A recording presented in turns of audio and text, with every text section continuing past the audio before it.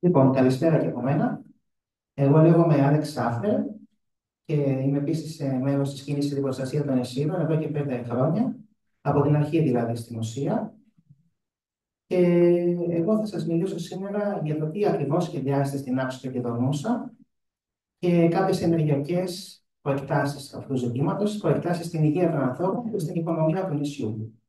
Και στη συνέχεια θα σας μιλήσουμε και η Χλώη και ο Άκης για άλλα θέματα που άπτονται του σημερινού μας θέματος. Λοιπόν, ας ξεκινήσουμε καταρχήν με το τι είναι αυτό που προβλέπετε για την Άξο. Στην Άξο είναι μια πολύ συγκεκριμένη εταιρεία η οποία επιθυμεί να εγκαταστήσει ένα μεγάλο αριθμό ανεμογεννητριών. Η εταιρεία αυτή είναι ο Όμιλος Κοπελούζου και το έργο αυτό δεν αφορά μόνο την Άξο, αλλά είναι ένα έργο το οποίο αφορά 4 νησιά. Δηλαδή το ίδιο έργο απλώνεται και στην Άδο και στην Πάρο και στην Πίνο και συνολικά περιλαμβάνει 89 ανεμογεννητρίες. Η συνολική ισχύ του έργου είναι 204 ΜΒ. Στην Άξο, από αυτές τις ανεμογεννήτριες που βλέπετε να εγκατασταθούν 46. Αρχικά το έργο αυτό ε, προβλεπόταν να διασυνδεθεί ανεξάρτητα με την Αττική. Δηλαδή, ο ίδιος ο επενδυτής θα κατασκευάσει, να το πω πολύ απλά, ένα καλώδιο διασύνδεσης ηλεκτρικό από την Άξο για την Αττική για το έργο το δικό του, για να μπορεί να μεταφέρει την ενέργεια από τις ανεμογεννήτριες στην Άξο στην υπόλοιπη χώρα και να την πουλάει στο εθνικό δίκτυο. Εν τέλει όμως, στη συνέχεια, η υποχρέωση αυτή του επενδυτή κατέλεσε καθώς εκδόθηκαν βεβαιώσεις παραγωγού καινούριες ειδικού έργου το 2021. Και επειδή πλέον η Naxos έχει διασυνδεθεί ήδη με καλώδιο το οποίο έφτιαξε ο ΑΔΜΙΕ, που είναι μια δημόσια εταιρεία, παλιά ήταν μαζί με τη ΔΕΗ, πλέον υπάρχει δυνατότητα και χωρίς να το κάνει ο ίδιος επενδυτής, το έργο αυτό να κατασκευαστεί και να συνδεθεί με το εθνικό δίκτυο. Οι ανεμογεννήτριες που περιλαμβάνουν το έργο, τουλάχιστον στην παρούσα του μορφή, είναι του τύπου Enercon, είναι γερμανικές ανεμογεννήτριες ε70. Κάθε μία από αυτές έχει ύψος 100 μέτρα και έχει ισχύ 2,3 ΜΒ. Ένα μέτρο σύγκριση, σήμερα η υψηλότερη ανεμογεννήτρια στην Άξο είναι των 75 μέτρων, είναι αυτές οι 9 που υπάρχουν πάνω από την Κόρονο. Παρόλο που στην τελευταία ΑΕΠ το 2022 ο τύπος ανεμογεννητριών παραμένει ο ίδιος με την αρχική ΑΕΠΟ, ωστόσο εμείς είμαστε βέβαιοι, επειδή το βλέπουμε γενικά αυτό το φαινόμενο, ότι θα αντικατασταθεί στην πορεία από ένα πιο σύγχρονο μοντέλο ανεμογεννήτριας, το οποίο θα είναι αρκετά μεγαλύτερο. Για να σας δώσω λίγο μια τάξη μεγέθους, αυτή τη στιγμή σχεδιάζονται ανεμογεννήτριες των 150 μέτρων στην Πύλθη, των 184,5 μέτρων στο Παναχαϊκό και των 199,5 μέτρων στη Χαλκιδική. Χρυσαίες ανεμογεννήτριες αυτές. Θα δούμε στη συνέχεια και τις θαλάσσιες που έχουν ακόμα μεγαλύτερο μέγεθος. Επίσης, το έργο προβλέπει τη διάνοιξη 45 χιλιόμετρων νέων δρόμων στα 4 νησιά, στα βουνά τους, οι οποίοι βέβαια πρέπει να είναι πάρα πολύ μεγάλοι, να έχουν πλάτος τουλάχιστον 10 μέτρα, ώστε να μπορούν να κυκλοφορήσουν αυτές οι πολύ μεγάλες δαλίκες που μεταφέρουν τις ανεμογεννήτριες. Επίσης, από τις 46 που σχεδιάζονται στην Άξο, οι 15 θα είναι μέσα σε περιοχή Natura. Μπορεί κάποιος να προσθέσει λίγο το χρόνο μου, να ξέρω που βρίσκομαι. Εδώ δεν κρατάει χρόνο. Α, ναι, σωστά. Εδώ βλέπουμε που θα είναι ανεμογεννήτριες αυτές στην Άξο, όπου βλέπετε ένα πράσινο τριγωνάκι, είναι η ακριβής θέση που θα μπει μια ανεμογεννήτρια. Και βλέπετε δίπλα ότι έχει και στην Πάρο. Αυτές στην Πάρο αφορούν το ίδιο έργο. Λοιπόν, αυτές οι ανεμογεννήτριες, όπως βλέπετε, είναι συγκεντρωμένες οι περισσότερες στο κεντρό, όπως βόρειο κομμάτι του νησιού, οπότε σε πάρα πολύ μικρή απόσταση εδώ από τα χωριά του Φιλοτίου κτλ. Ένα ιστορικό του έργου τώρα. Η πρώτη άδεια παραγωγή εκδόθηκε το 2008 και η πρώτη ΑΕΠ το 2014. Αφού έγινε αυτό, οι Δήμοι των 4 νησιών προσέφυγαν στο Συμβούλιο τη Επικρατεία ενάντια σε αυτήν την αδειοδότηση και η προσφυγή του δυστυχώ απορρίφθηκε από το Συμβούλιο τη Επικρατεία το 2023. Το 2022 έγινε μια τροποποίηση τη ΑΕΠ τη αρχική με ανακατανομή των ανεμογεννητριών. Δηλαδή, άλλαξε λίγο η κατανομή του στα νησιά. Κάποιο που ήταν στη Δίνο μεταφέρθηκαν στην Άνδρο. Απόφαση έγκρισης περιβαλλοντικών όρων. Η ΑΕΠΟ εν ολίγης είναι η βασική άδεια που χρειάζεται να έργο οποιοδήποτε έργο μεγάλο στην Ελλάδα για να κατασκευαστεί. Είναι η περιβαλλοντική του αδειοδότηση. Λοιπόν, τότε, όταν έγινε αυτή η τροποποίηση της ΑΕΠΟ, ξανά οι Δήμοι προσέφυγαν στο Συμβούλιο της Επικρατείας με εξαίρεση έναν Δήμο, και αυτός είναι ο Δήμος Νάξου. Η δίκη έγινε το 2023 και η απόφαση δεν έχει βγει ακόμα. Το 2022 εκδόθηκαν βεβαιώσεις παραγωγού ειδικού έργου, αυτές που είπα πριν ότι απαλλάσσεται τον επενδυτή από την υποχρέωση να πληρώσει την διασύνδεση. Και αυτό το κόστος ανέρχεται στα 323 εκατομμύρια ευρώ που του χαρίστηκαν ουσιαστικά. Και ενάντια σε αυτές τις βεβαιώσεις παραγωγού, μόνο κάποιες οργανώσεις από την ΠΑΟ και την ΤΙΝΟ προσέφηκαν αρχικά στη ΡΑΕ και στη συνέχεια στο Διοικητικό Εφετείο. Το εφετείο απέλεξε την προσφυγή και στη συνέχεια οι οργανώσεις αυτές προσέφηκαν στο Συμβούλιο της Επικρατείας και δεν έχει βγει ακόμα απόφαση από εκεί. Πάλι ο Δήμος Νάξου απουσιάζει από αυτή την νομική ενέργεια. Τι μένει να γίνει τώρα? Ουσιαστικά, αυτό που μένει να γίνει είναι να γίνει μια μελέτη από τον ΑΔΜΙΕ για να διαπιστώσει εάν όντως αυτό το έργο μπορεί να μπει στο δίκτυο μέσω της διασύνδεσης του ΑΔΜΙΕ, που προφανώς η απάντηση είναι ναι. Το θέμα είναι μόνο να καθοριστεί πόσα μεγαβάτ αυτού του έργου μπορεί να μπουν, δηλαδή ουσιαστικά πόσα αναμονήτες μπορούν να μπουν. Αυτή η μελέτη δεν έχει γίνει ακόμα. Ούτε και έχει γίνει άδεια εγκατάσταση. Αυτό σημαίνει ότι ακόμα υπάρχουν κάποιες ενέργειες που μένει να γίνουν ώστε να αποχωρήσει το έργο στην τελική του φάση. Υπάρχει όμως εδώ λίγο ένα θέμα. Επειδή ο Δήμος Νάξου δεν προσέβαλε νομικά ούτε την ΑΕΠΟ, αλλά ούτε και τις νέες βεβαιώσεις παραγωγού, αυτό που συμβαίνει είναι ότι υπάρχει περίπτωση, ακόμα και αν κερδιθούν οι προσφυγές για τα υπόλοιπα νησιά, οι ανομογεννήτες στην Άξο να μπουν παρόλα αυτά. Επίσης, εδώ πρέπει να μνημονεύσουμε και λίγο την απόφαση της Υπουργού Πολιτισμού, της κυρίας Μενδώνη, η οποία ενέκρινε το έργο αυτό στην Άξο, και όχι βέβαια μόνο στην Άξο και στα υπόλοιπα νησιά. Για την Άξο είπε για μια τοποθεσία που είχε ένα πρόβλημα, επειδή υπάρχουν τέλος πάντων κοντά στις τοποθεσίες τις συγκεκριμένες που θέλουν να βάλουν κάποιες ανεμογεννήτριες, υπάρχουν μυζανινά μνημεία, ναοί κτλ. Είπε η Μενδώνη ότι πρέπει να μετακινηθούν λίγο οι ανεμογεννήτριες ώστε να μην είναι τόσο κοντά στα μνημεία, και επίσης υπάρχει και δυνατότητα να βαφτούν με κάποιο άλλο χρώμα για να ταιριάζουν καλύτερα με το τοπίο. Είναι αυτό που βλέπετε στο κάτω κουτάκι. Είναι αυτούσια η απόφαση του 2020. Λοιπόν, εδώ βλέπουμε, σύμφωνα με το δεκαετές πλάνο του ΑΔΜΙΕ, τι δυναμικό, πόσα μεγαβάτ δηλαδή, μπορούν να χωρέσουν θεωρητικά μέσα στη διασύνδεση από κάθε νησί. Είναι δηλαδή 72 για Ανδροτετίνο, 160 για Σύρο, Πάρο, Μύκονο και Νάξο. 160 ΜΒ, έτσι, υπερπολαπλάσια ενέργεια από αυτήν που χρειάζεται η Νάξος προφανώς. Και καταλαβαίνουμε από εδώ κιόλας ότι υπάρχει τεχνική δυνατότητα το έργο του Κοπελούζου να κουμπώσει στο εθνικό δίκτυο ήδη από τώρα.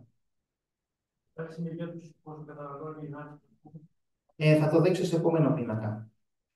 Λοιπόν, εδώ είναι αυτές οι διασυνδέσεις. Με μπλε είναι αυτές που έχουν ήδη γίνει. Βλέπετε η διάψωση είναι διασυνδεδεμένη. Και με κόκκινο είναι αυτές που θα γίνουν το επόμενο διάστημα. Ήδη αυτή που είναι η κόκκινη με τη Σαντορίνη, σε Ιφομήλο, το Αλέγανδο, ολοκληρώνεται. Και αυτές οι διασυνδέσεις που σχεδιάζονται στην υπόλοιπη χώρα.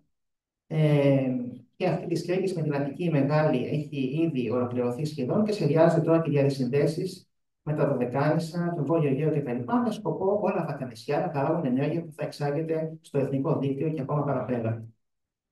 Και αυτή είναι μια διασύνδεση που σας τη δείχνουμε, επειδή αφορά το έργο ενάντια στο οποίο ξεκινήσαμε εμείς να δραστηριοποιούμαστε. Ακόμα είναι υποσχεδιασμό και αυτή. Αφορά ένα και μόνο αιωλικό, αυτό στις νησίδες του Αιγαίου. Οπότε μπορεί να γίνει και αυτή η διασύνδεση.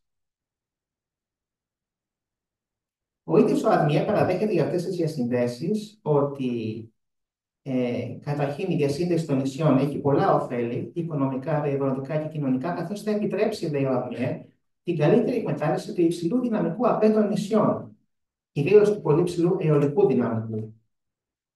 Ένα δυναμικό το οποίο μέχρι σήμερα δεν ήταν δυνατόν να εκμεταλλευτεί εντός εισαγωγικών, γιατί τα νησιά δεν ήταν διασυνδεδεμένα. Επίσης, λέει ο ΑΔΜΕ ότι ακόμα και όταν θα γίνει αυτή η διασύνδεση, οι μονάδες που λειτουργούν πετρέλαιο στα νησιά δεν θα κλείσουν. Θα πρέπει να συνεχίσουν να λειτουργούν σε εφεδρεία, επειδή υπάρχει περίπτωση οι σταθμοί ΑΠΕ να έχουν κάποια διακύμανση, σαν αυτό που είδαμε στην Ισπανία, εν ολίγης, και να γίνει ένα blackout. Και εδώ έχουμε διασυνδέσεις που αφορούν το εξωτερικό. Και εδώ είναι όλη η ουσία, γιατί εκεί θα πάει αυτή η ενέργεια. Σχεδιάζονται αυτή τη στιγμή διασυνδέσεις με Αίγυπτο, με Μέση Ανατολή, με όλες τις γειτονικές μας χώρες πλέον των διασυνδέσεων που ήδη έχουμε με αυτές, αλλά και με απευθείας με τη Γερμανία, που έχουμε μια διασύνδεση, μια μπλε γραμμή που διαπερνά την Αδριατική. Αυτή είναι ο λεγόμενος Green Aegean Interconnector, που έχει συμφωνήσει η κυβέρνηση με την γερμανική κυβέρνηση που θα κατασκευαστεί για να εξάγουμε πράσινο ρεύμα στη Γερμανία. Και εδώ βλέπουμε κάτι άλλο που είναι πολύ ενδιαφέρον. Βλέπουμε πώς εξελίσσεται η ζήτηση ενέργειας στην Ελλάδα. Με την κόκκινη γραμμή βλέπετε τη ζήτηση της ενέργειας ιστορικά από το 2002 μέχρι το 2022. Και βλέπετε ότι η ζήτηση της ενέργειας, ενώ είχε μια αύξηση συνεχόμενη μέχρι το 2008, από τότε ήμουν σταθερή υπεύθυνη. Οπότε λογικά μπορεί να αναρωτηθεί κανείς, αφού δεν αυξάνεται η ενέργεια που καταναλώνουμε βάσει της ζήτησης, γιατί να κατασκευάσουμε νέες μονάδες? Και όμως το Εθνικό Σχέδιο για την Ενέργεια και το Κλίμα, το βασικό σχέδιο πολιτικής αυτή τη στιγμή, που καθορίζει την ενεργειακή μας πολιτική για το μέλλον και την κλιματική μας πολιτική, λέει, προβλέπει ότι από εδώ και πέρα η αύξηση θα υπάρχει και θα είναι και μεγάλη, και είναι αυτό που βλέπουμε στην πράσινη και την μπλε γραμμή. Προβλέπουν δηλαδή ότι θα υπάρξει αυτή η αύξηση που βλέπετε εντελώς αυθαίρετα, και γι' αυτό πρέπει να κατασκευάσουμε νέες ηλεκτρικές μονάδες. Και εδώ βλέπουμε, αυτό το βλέπουμε περισσότερο σε αριθμούς, είναι ένας πίνακας που μας δείχνει πόσες μονάδες ανανεώσιμων πηγών ενέργειας ανά τεχνολογία προβλέπει η κυβέρνηση με αυτό το σχέδιο να εγκαταστήσει μέχρι το 2050. Αυτή τη στιγμή είμαστε στη στήλη, ας πούμε, 2025, στη δεύτερη στήλη. Και εδώ βλέπετε σε κάθε τεχνολογία πόσα γιγαβάτ έχουμε εγκατεστημένο. Έχουμε, για παράδειγμα, 7 γιγαβάτ φυσικό αέριο. Αυτό το ορυκτό καύσιμο, λοιπόν, το φυσικό αέριο, παρόλες τις επενδύσεις στις ανανεώσιμες πηγές ενέργειας, βλέπετε ότι το 2050 δεν θα έχει εξαφανιστεί βάσει του επίσημου σχεδιασμού. Θα έχει μείνει σχεδόν ίδιο. Και παρακάτω βλέπετε η φωτοβολταϊκά 8,5 σήμερα, 35,1. Να φτάσουμε δηλαδή να εγκαταστήσουμε πολύ περισσότερους φωτοβολταϊκούς σταθμούς από ό,τι έχουμε. Το ίδιο και για τα χερσαία αιωλικά, από 7 που βλέπετε να πάνε στα 13 γιγαβάτ, και τα υπεράκτια αιωλικά από εκεί που δεν υπάρχουν να πάνε το 0 στο 11,8. Αύξηση και στα υδροελεκτρικά. Και εν τέλει, αν πάμε κάτω-κάτω, βλέπουμε σύνολο προσφοράς ηλεκτρικής ενέργειας σε τεραβατόρες. Από εκεί που σήμερα προσφέρεται, παράγεται δηλαδή από όλες αυτές τις μονάδες 56,4 τεραβατόρες, να φτάσουμε το 2050 στις 130. Δηλαδή να παράγουμε υπερδιπλάσιο ρεύμα από αυτό που παράγουμε σήμερα. Προφανώς για να το εξάγουμε σε άλλες χώρες και να καταναλώσουμε πιθανώς και κάποιες νέες, δεν ξέρω τι, επιχειρήσεις που θα στηθούν στην Ελλάδα. Είναι πολύ όριστο όλο αυτό. Και ήδη βασικά αυτή η εγκατάσταση ανανεώσιμων πηγών ενέργειας έχει προκαλέσει το πρόβλημα της υπερπροσφοράς, η οποία υπερκαλύπτει τη ζήτηση. Και γι' αυτό το 2023 πετάχτηκαν ήδη 228.000 ΜΒ από ΑΠΕ και το 2024 μόνο το πρώτο πεντάμινο 430 ΜΒ. Και αντί να σταματήσουμε. Ναι, 430.000. Σημαίνει ότι αυτή η ενέργεια παράχθηκε, αλλά δεν εγγύθηκε στο δίκτυο. Απορρίφθηκε δηλαδή, γιατί αλλιώς θα παθαίναμε blackout. Τόσο απλά.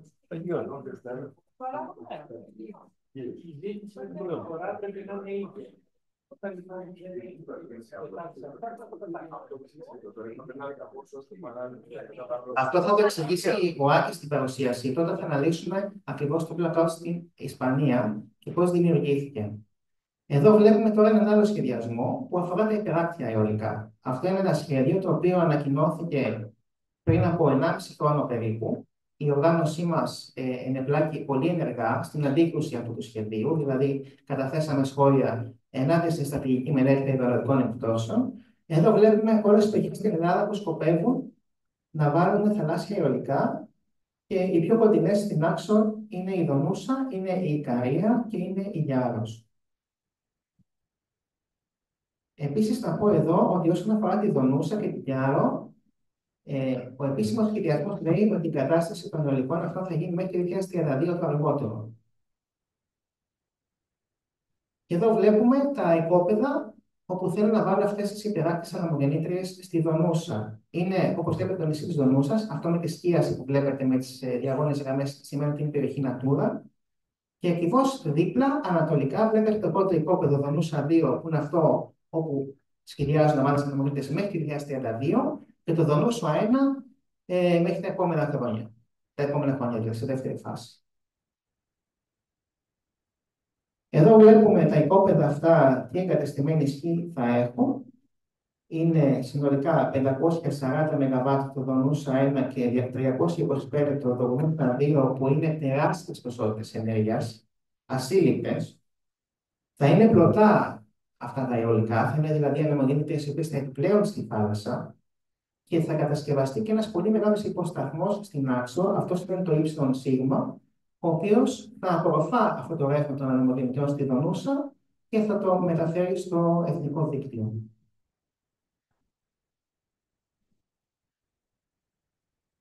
Ναι.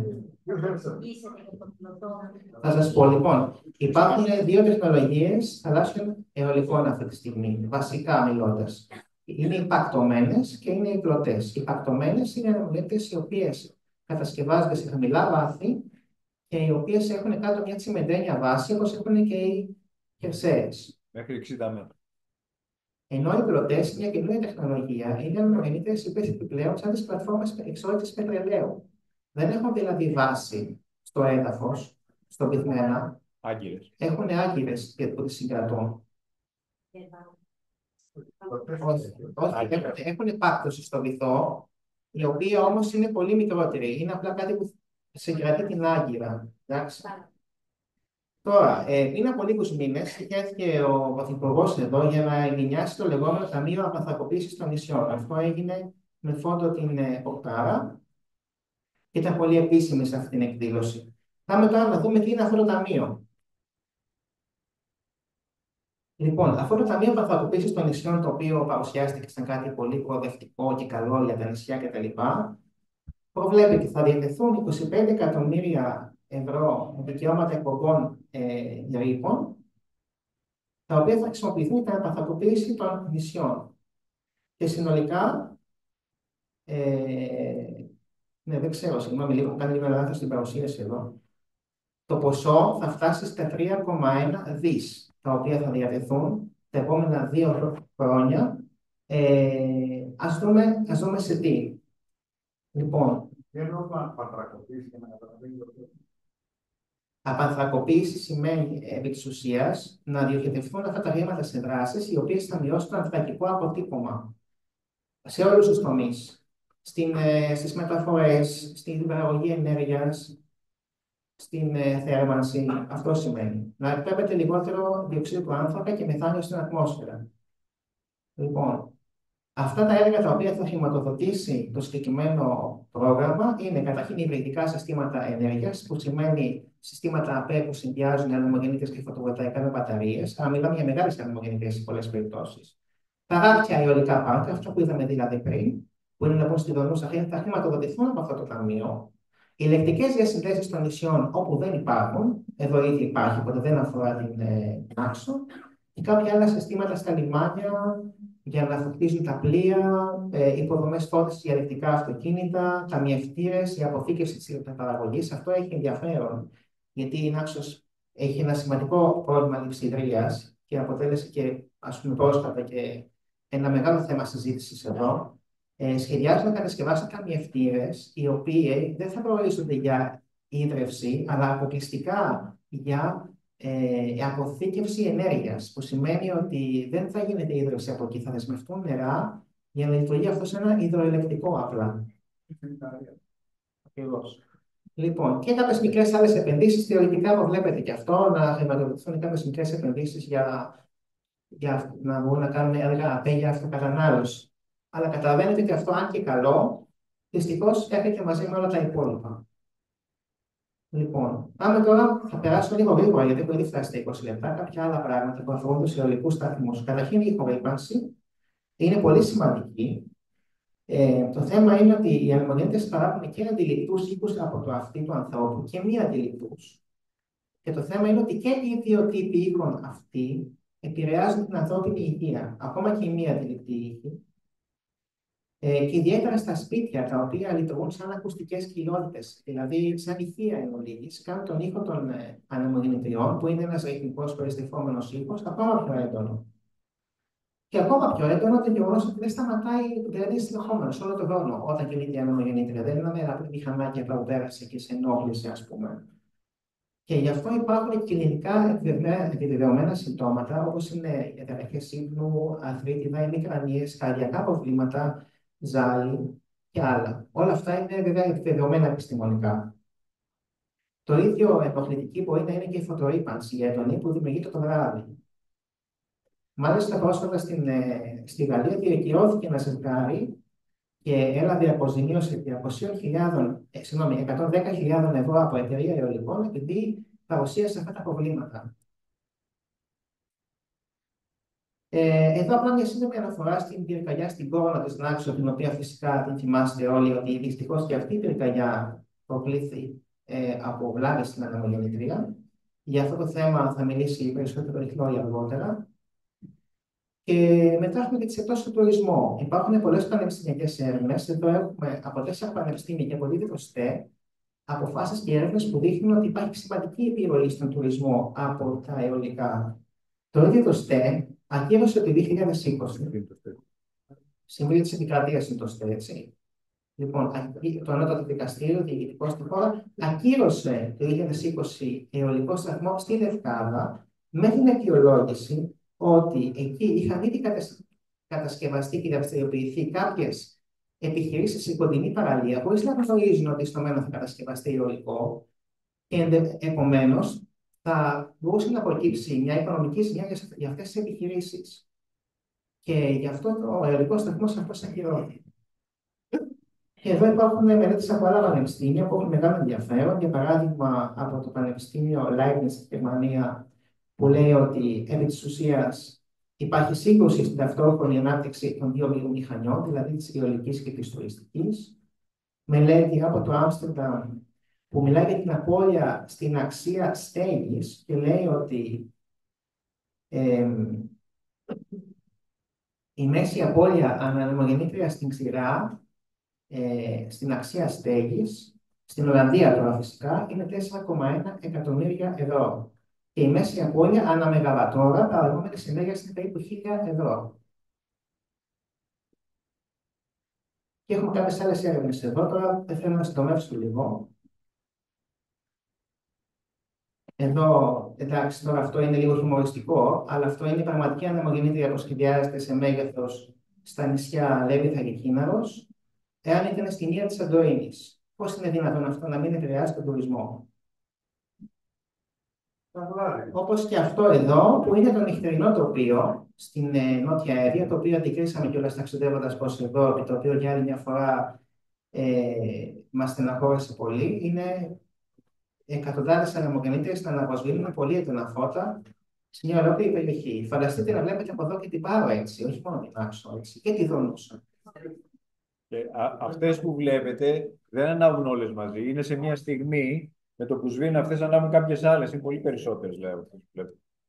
Είναι 700. Τώρα, όσον αφορά τις θέσεις εργασίας, πάρα πολύ σύντομα, θέλω απλά να πω ότι αυτό είναι πραγματικά λίγο τρελό να διαφημίζουν οι εταιρείες αιωλικές ότι τα αιωλικά φέρνουν θέσεις εργασίας. Γιατί οι θέσεις εργασίας που φέρνουν είναι αποκλειστικά προσωρινές οι περισσότερες. Υπάρχουν ελάχιστες θέσεις που είναι μόνιμες.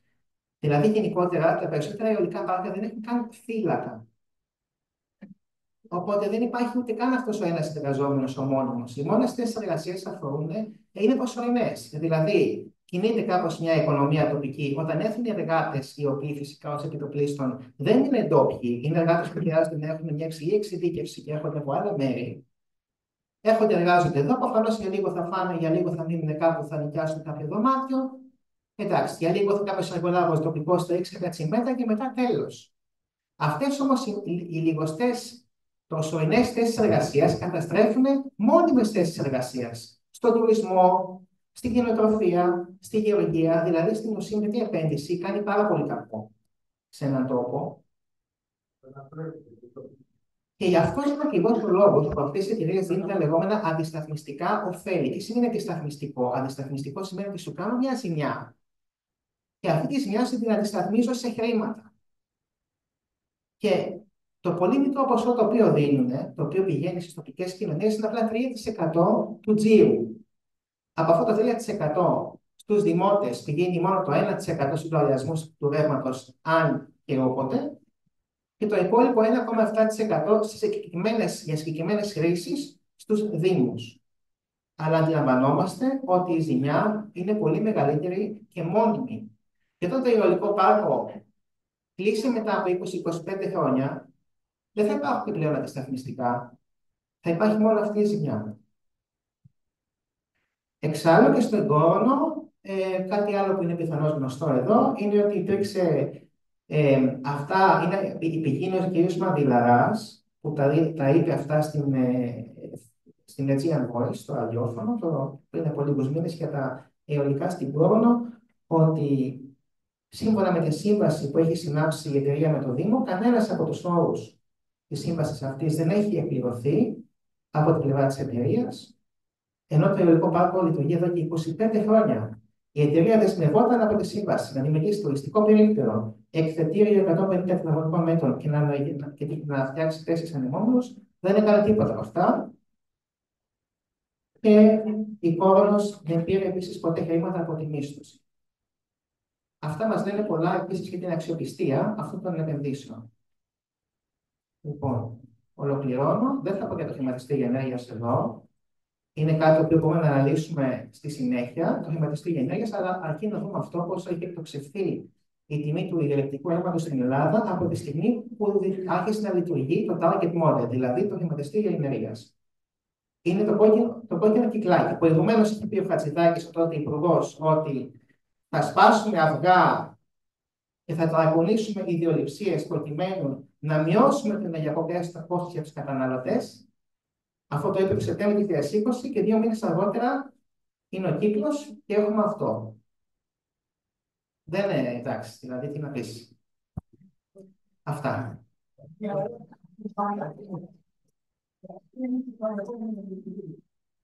Είπατε ότι οι που είπατε με τα πράσινα, Ναι, ναι. και δείξατε ακριβώς πάνω από το χωριό της Μονής, την περιοχή εκεί. Ναι. Ξέρετε ότι πριν 2 χρόνια πήρε φωτιά και να καούν. Αυτό δεν το ξέραμε τότε. Βέβαια, ο συνειδημός που θα είναι το κάναμε. Την άξο. Δεν ξέρω πόσο καλά φαίνεται. Εδώ είναι όπως πλησιάζουμε με το καράβι από Αθήνα, πλησιάζοντας προς την Άξο, η κορυφογραμμή από πίσω. Μπροστά μας εδώ είναι η χώρα της Νάξου και κοιτάμε προς τα νοτιοδυτικά. Εδώ είναι από την Πορτάρα, κοιτάζοντας προς το κάστρο της Νάξου και κοιτάζοντας νότια. Βλέπετε πίσω όλη την κορυφογραμμή. Ναι. Ναι, είναι από... Όχι, οι φωτογραφίες αυτές δεν είναι τεχνητή νοημοσύνη. Είναι μέσα στο Google Earth, όπου έχουμε φορτώσει τρισδιάστατα μοντέλα των ανεμογεννητριών στις πραγματικές του διαστάσεις. Δηλαδή, το ύψος του πυλώνα, η διάμετρος των πτερυγίων και οι ακριβείς θέσεις πάνω στο ανάγλυφο του νησιού, ακριβώς εκεί που έχουν ζητήσει επενδυτές. Θυμίζουμε, μελλοντικά οι άδειες αυτές πρόκειται να αντικατασταθούν με πιο μεγάλες γεννήτριες, γιατί αυτό συνήθως κάνουν. Μετά από λίγα χρόνια βάζουν μεγαλύτερες γεννήτριες, γιατί είναι πιο κερδοφόρες από τις πιο μικρές. Ναι. Αυτά τα οποία γνωρίζανε στην άλλη πριν 10 χρόνια, όταν συμμετείχε το Δήμο Συνάδελφο στις Πρωτοβουλίες, ήταν η εγκατάσταση 2 πάρκων. Το ένα ήταν στο Βουλάο και στον Βελετό, πάνω από τις ημερές μέχρι την Μήνα. Το τονίζουμε αυτό. Και το δεύτερο κάτω στην Αγερσό, στην Αγερσό του Ζάνη. Αυτές, πώς το λέτε, πάρα πολύ. Δεν πάω τη χώρα αυτές. Είναι πιο νότια. Τώρα, φανταστείτε, κοιτάμε από τη χώρα, κοιτάμε νότιο-ανατολικά. Αυτό. Είναι η κορυφογραμμή που φαίνεται. Είναι η κορυφογραμμή στο βάθος πίσω από τη χώρα. Ναι, αυτή είναι μια οπτική γωνία η οποία την έχει κάποιος από το καράβι. Φανταστείτε, αν ερχόσαστε με το καράβι από την Μύκονο, φανταστείτε ότι είστε το καράβι την Μύκονο και κοιτάτε προς τη χώρα. Ναι. Είναι... Ναι. Από τη θάλασσα, από τη θάλασσα είναι αυτή η θέα. Ναι, δεν είναι κάποια θέα που τη βλέπετε από την Πορτάρα. Είναι όπως έχεις τη θάλασσα από την Μύκονο. Ίσως στο καράβι, ας πούμε. Μπορείτε να μας δείξετε σε οριζοντιογραφία. Λοιπόν, αν θέλετε για να το τελειώσουμε, θα τις δείξω όλες και μετά θα σας ξαναδείξουμε για το χάρτη που είναι ακριβείς θέσεις. Εδώ είναι, φανταστείτε, για να σας βοηθήσω, είναι η ίδια κορυφογραμμή που βλέπουμε εδώ. Αυτή είναι η κορυφογραμμή πίσω ακριβώς από το ναό της Δήμητρας στο Σαγκρί. Εδώ από κάτω, ναι, ωραία. Ναι, εδώ λοιπόν, εδώ κάτω βλέπετε το ναό της Δήμητρας. Από το ναό της Δήμητρας, κοιτάζοντας προς τα νότιο-ανατολικά, είναι το βουνό από πάνω. Είναι οι ίδιες ακριβώς με αυτές. Εδώ λοιπόν, αυτή θα είναι η θέα που θα αντικρίζει ένας επισκέπτης της Νάξου όταν θα επισκέπτεται ένα από τα σημαντικότερα αξιοθέατα του νησιού. Και χωρίς τις δρόμους. Ναι. Εδώ είναι μια πανοραμική λήψη από αέρος, μέρους των ανεμογεννητριών που είναι στις πλαγιές πάνω από τις Εγκαρές, φανταστείτε. Ναι. Για να το δούμε και από το έδαφος, εδώ είναι από το χωριό Εγκαρές, κοιτάζοντας νότια, ακριβώς πάνω από το χωριό, πάνω από την Ρεματιά, το ένα κομμάτι, ενώ άλλο ένα κομμάτι του έργου είναι ακριβώς νοτιοδυτικά από το χωριό. Εδώ φανταστείτε, έχω βάλει την κάμερα στο Μουσείο Ελιάς των Εγκαρών, αν γνωρίζετε, που είναι δίπλα και στην εκκλησία, και κοιτάει η κάμερα προς τα νοτιοδυτικά. Αυτή η κορυφογραμμή όλη, αυτές είναι οι πραγματικές τους διαστάσεις και οι θέσεις που πρόκειται να γίνει το έργο. Εφόσον δεν μπουν μεγαλύτερες.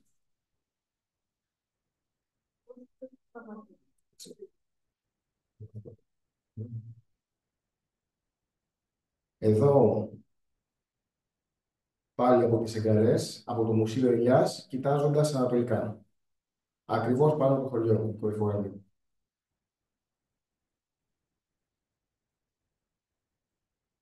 Εδώ είμαστε από το ιερό του Φλερίου, εκεί που είναι ο Πούρος.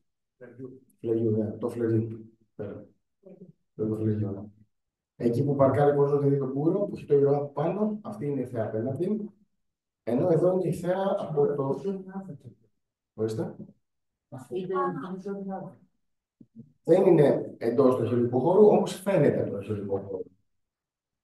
Εδώ είναι η θέα από το χωριό σας, η θέα από το Χαλκί, κοιτάζοντας προς το βορρά. Ναι. Ουσιαστικά δηλαδή, εδώ πάνω που έχω το ποντίκι, φανταστείτε, είναι η Παναγιά Δροσιανή και εδώ πέρα είναι η Μονή. Ναι. Οπότε από το Χαλκί θα φαίνονται αυτές οι τέσσερις ακριβώς από πάνω στην κορυφογραμμή. Αυτό μπορούμε να το μετακινήσουμε, Άλεξ. Πάμε κάτω. Το παράθυρο. Αυτό.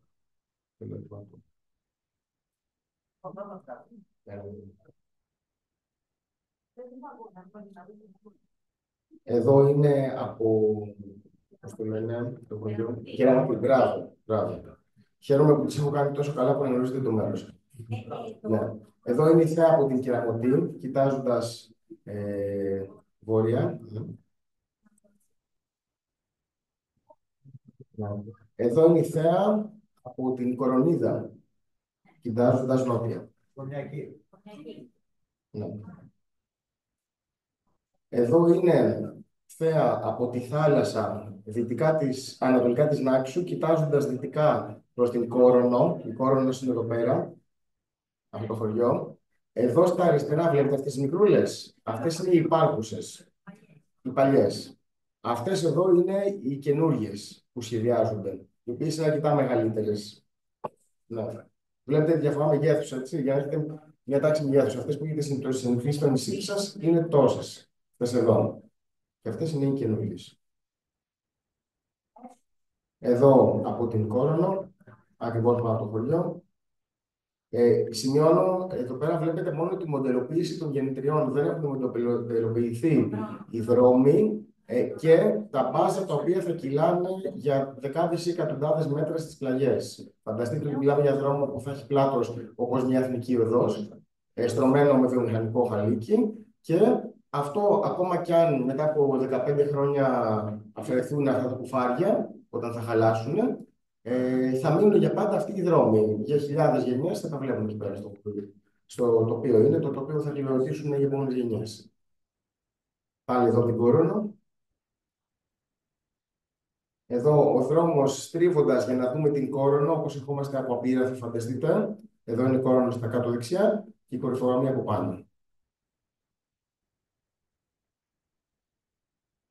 Εδώ είναι η θέα από το χωριό Μέλανες, κοιτάζοντας βόρεια. Ναι, από τη Μέλανες.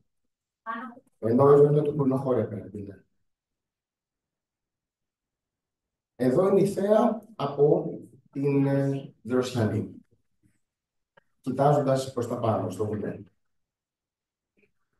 Η Δροσιανή, η οποία θα πρέπει να είναι μνημείο Παγκόσμιας Πολιτιστικής Κληρονομιάς UNESCO, θα γίνει βιομηχανικό τοπίο. Εδώ είναι. Τι είναι αυτό? Ναι, όχι. Εδώ είναι η θέα από την κορυφή του απάνω κάστρου, στο Τσικαλαριό. Ναι. Που ανεβαίνουν οι επισκέπτες για να δουν την πανομική θέα του νησιού. Αυτή θα είναι η θέα. Κοιτάζοντας βορειοανατολικά από το απάνω κάστρο. Ναι, ναι.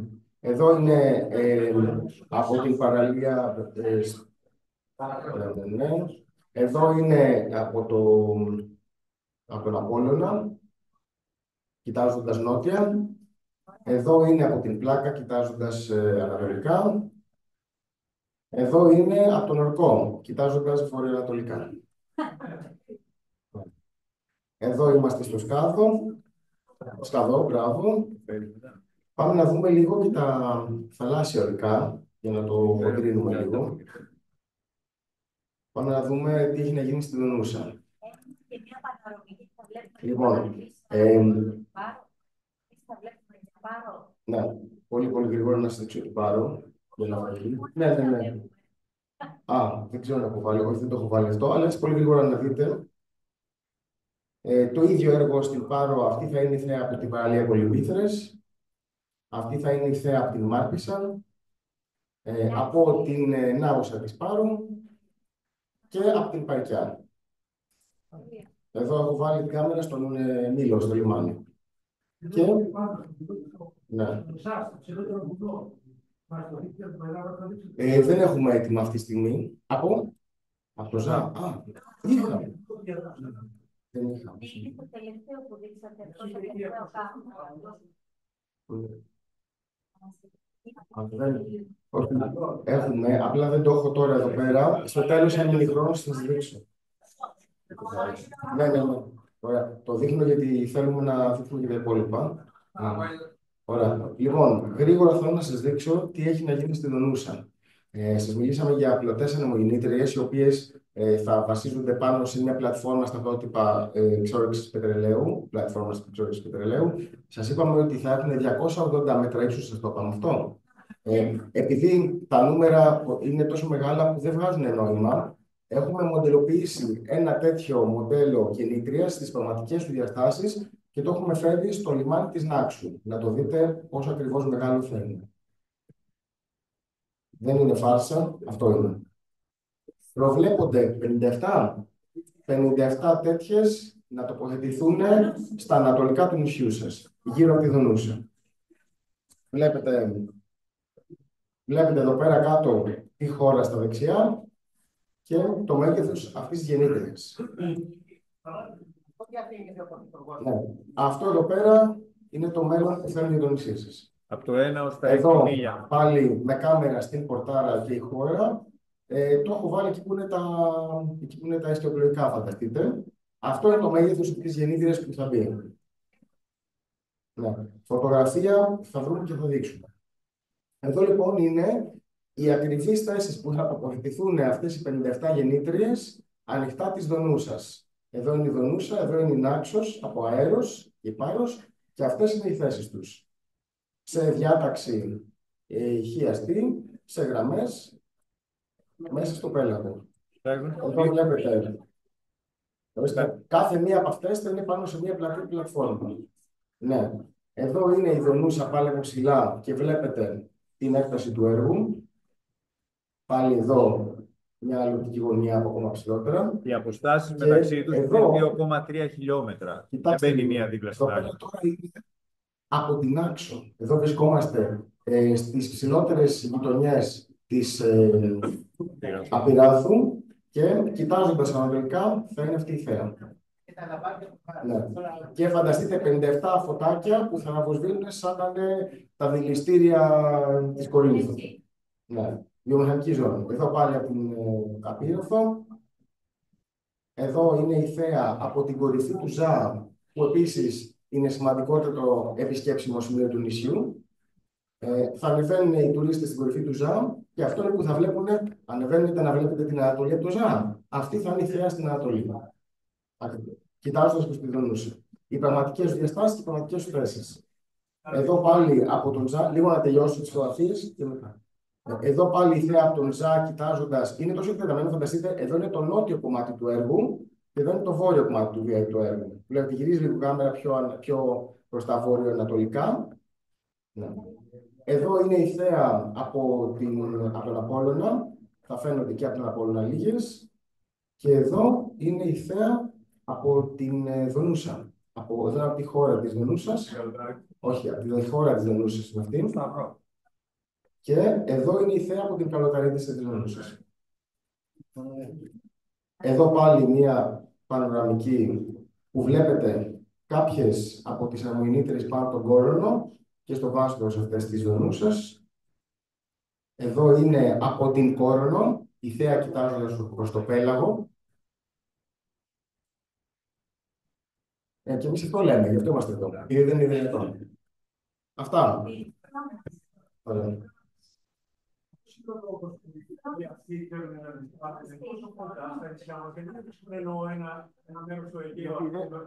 Να σας πω, υπάρχουν δύο ζητήματα. Υπάρχουν βασικά τρία ζητήματα από αυτές που είναι κοντά στις ακτές. Το πρώτο είναι οικονομικό. Όσο πιο κοντά στις ακτές, τόσο πιο οικονομικά. Το δεύτερο είναι τεχνικό.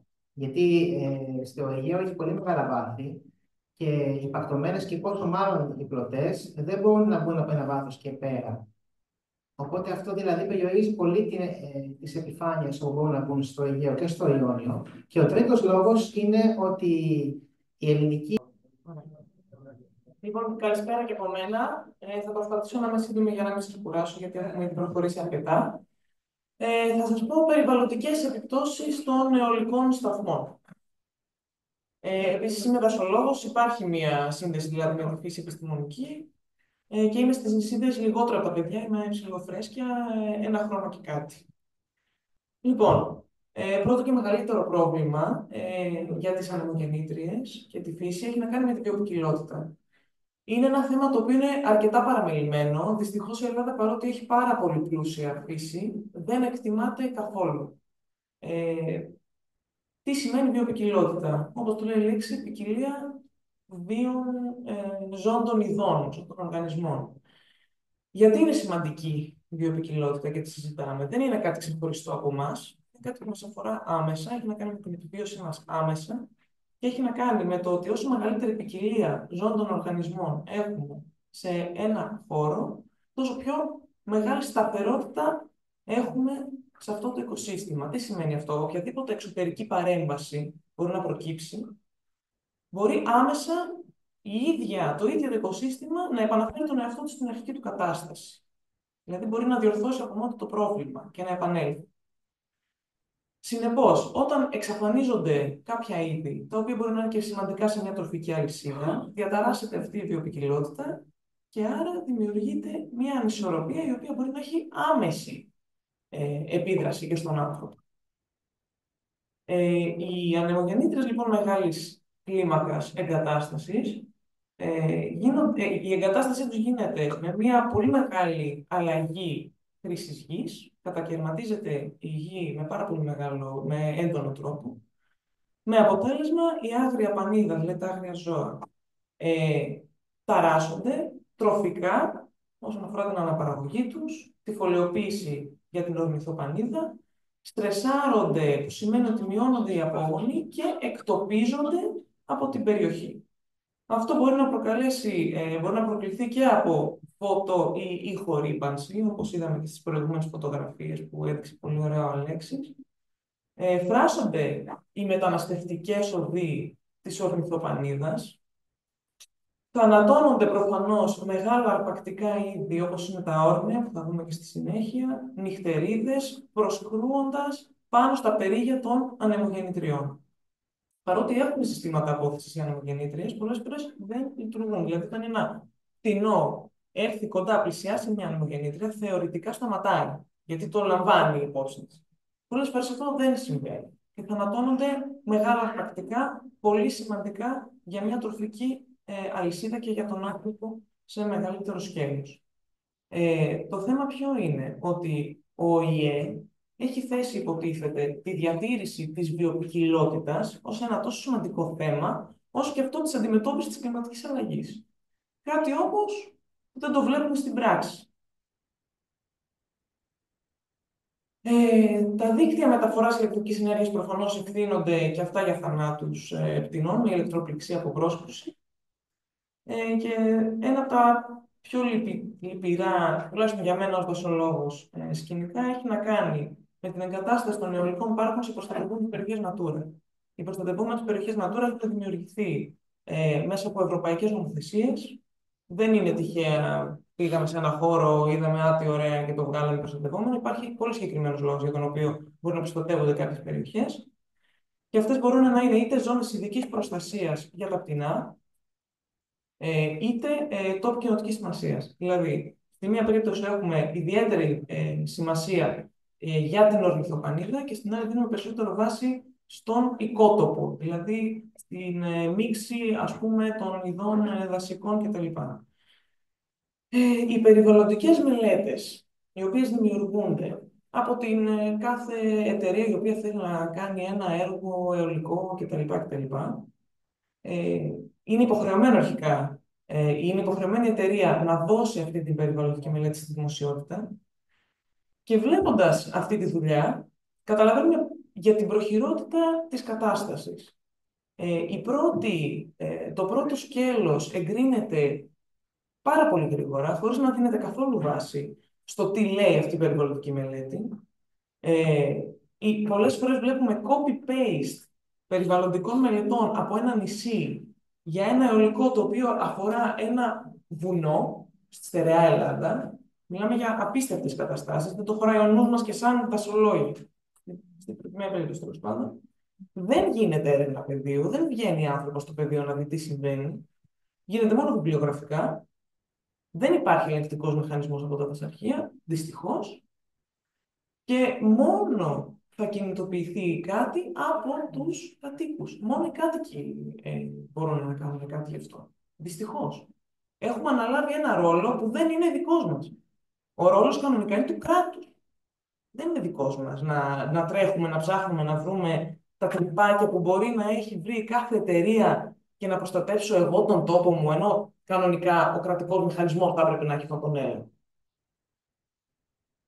Επόμενο σκέλος είναι η ερημοποίηση, η διάνοιξη των δρόμων που γίνεται με τις ανεμογεννήτριες, παρότι δεν μπορούμε να το καταλάβουμε, γιατί είμαστε σε μια απόσταση από το έργο, είναι πολύ μεγάλη.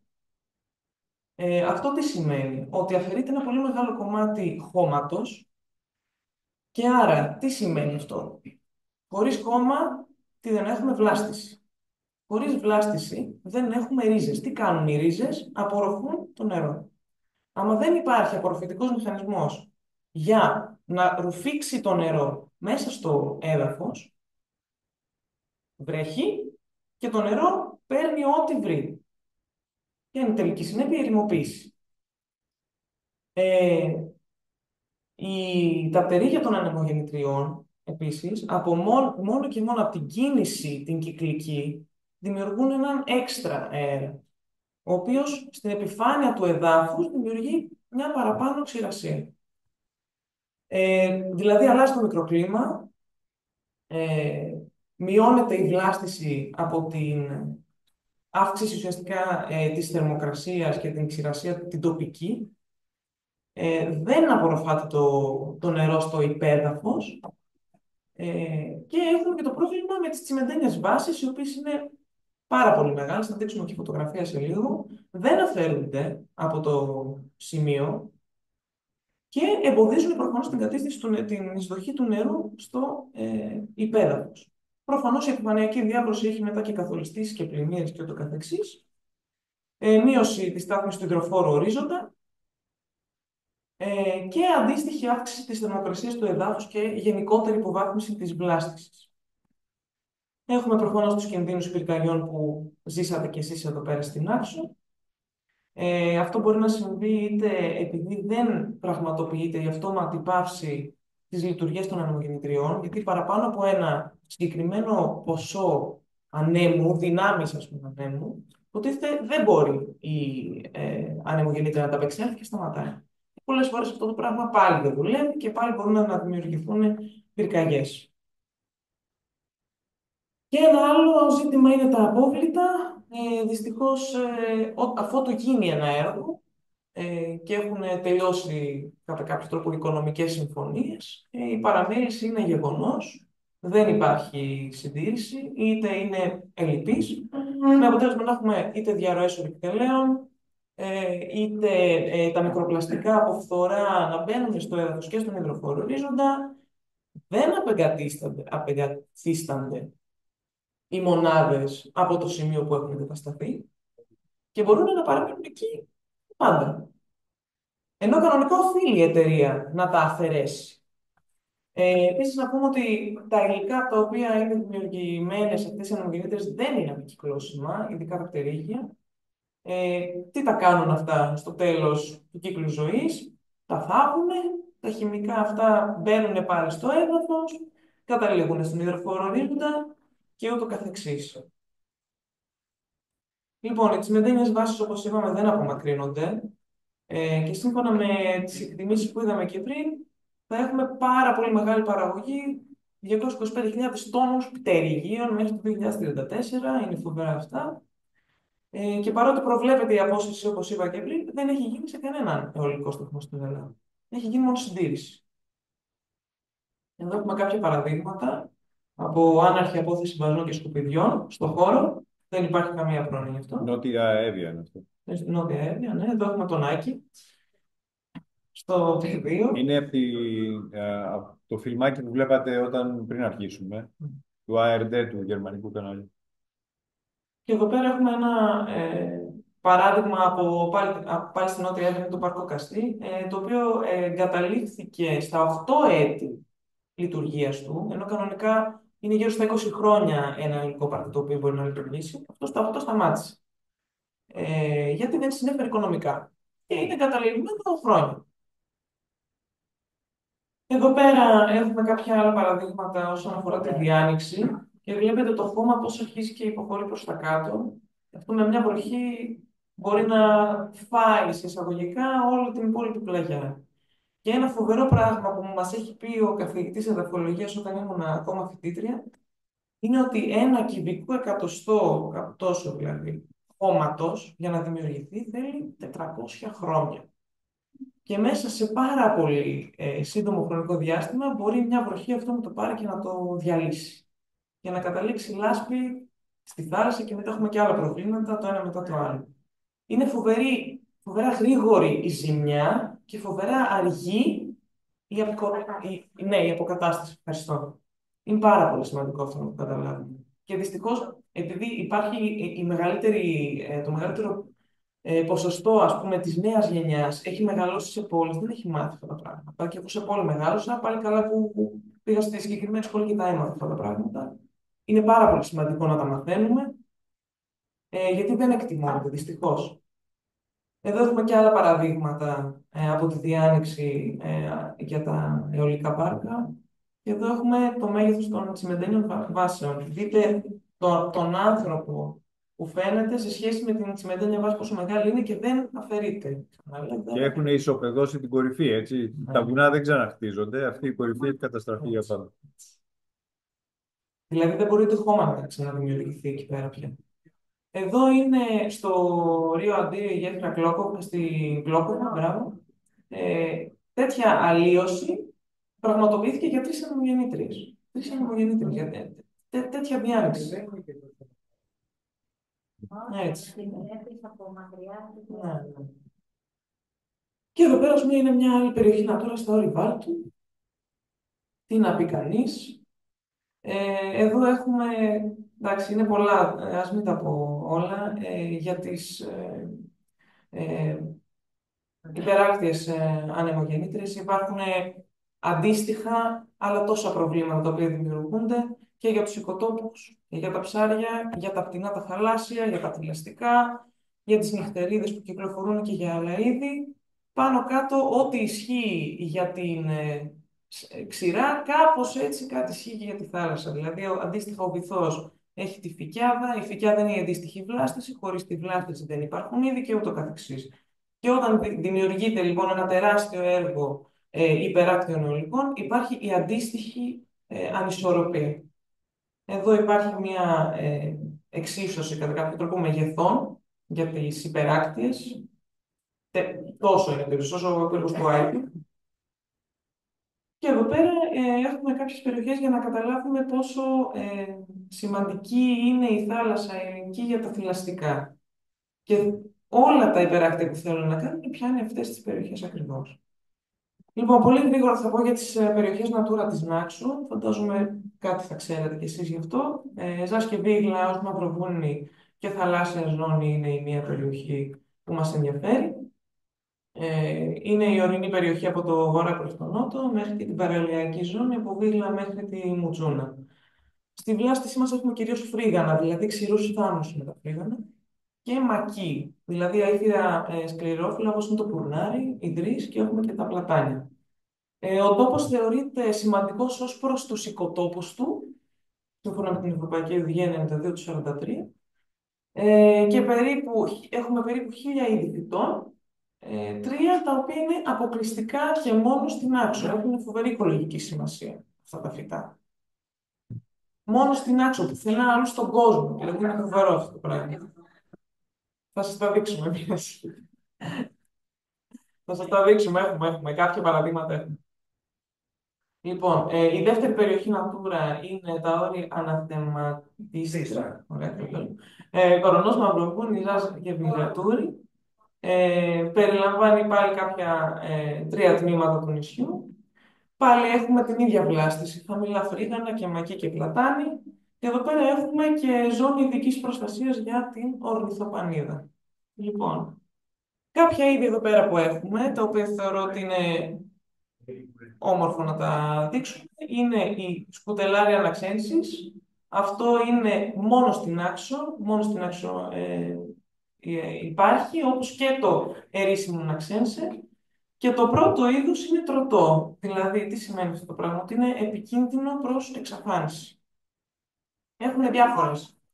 Ναι, έχετε κι άλλα, είμαι σίγουρη. Απλά είπα να δείξω κάποια, γιατί άμα τα δείξω όλα δεν θα τελειώσουμε ποτέ. Οπότε, αυτό για τα φυτάκια εκεί. Εδώ πέρα έχουμε τα αρπακτικά που είναι αρκετά σημαντικά. Δηλαδή, το όρνεο είναι επιδημητικό, δηλαδή όχι αποδημητικό, είναι μόνιμο στην Άξο, έτσι. Είναι πτωματοφάγο. Αυτό τι σημαίνει? Έχει φοβερή οικολογική σημασία ένα είδος πτωματοφάγο, γιατί τι κάνει? Τρώει τα πτώματα και άρα τι? Μειώνει πιθανές αρρώστιες και ασθένειες που μπορούν να προκληθούν από τα πτώματα. Είναι φοβερός ο οικολογικός ρόλος του. Έχει υποστεί δυστυχώς δραστική μείωση σε πολλά σημεία της Ελλάδας αυτό το είδος και είναι πολύ σημαντικό να το εκτιμήσουμε και να το προστατεύσουμε. Ο φυδαετός είναι αποδημητικό, δηλαδή ταξιδεύει και κάνει στάση στην άξονα. Τρώει ερπετά προφανώς, όπως λέει και το όνομα, τρώει φίδια. Και ελέγχει τους πληθυσμούς των ερπετών. Εξίσου σημαντικός ρόλος. Δηλαδή.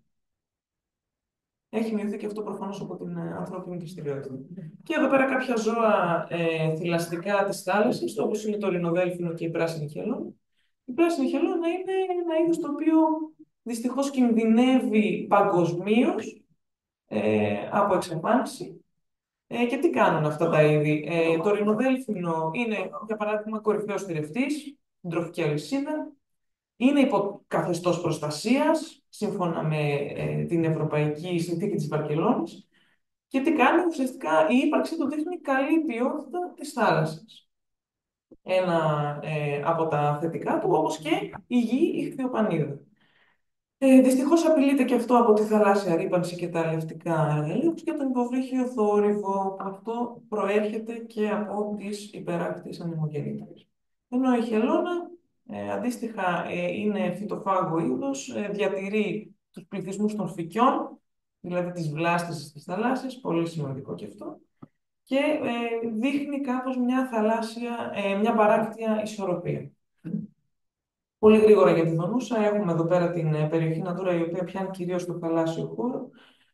Περιλαμβάνει και διάφορες νησίδες. Δεν θα σας κουράσω πολύ με αυτό. Είναι τόπος κοινοτικής σημασίας κυρίως για τα πτηνά και μάλιστα τα θαλάσσια πτηνά της, τα οποία είναι αυτά τα δύο. Ο Αιγαιόγλαρος, που κινδυνεύει και αυτός παγκοσμίως, είναι μεσογειακός ενδυμικός γλάρος και φωλιάζει σε πολύ περιορισμένα σημεία.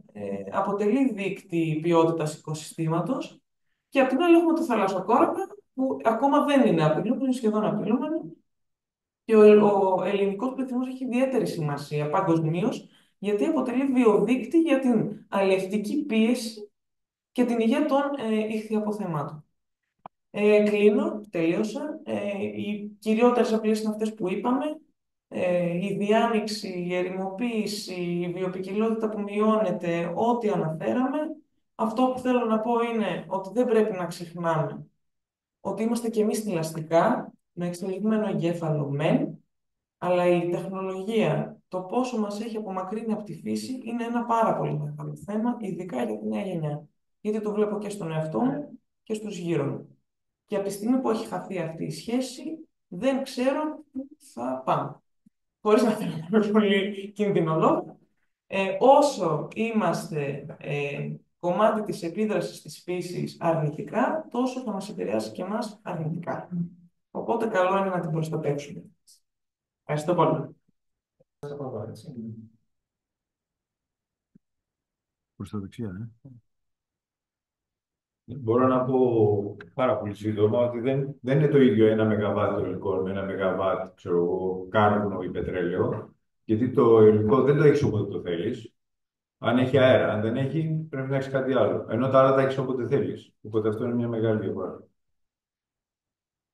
Αυτό που θέλω να δείξω κυρίως με αυτή την παρουσίαση είναι ότι καταρχήν υπάρχουν κάποιες ιδεολειψίες. Το έχουν κάνει ιδεολογικό όλο αυτό το θέμα.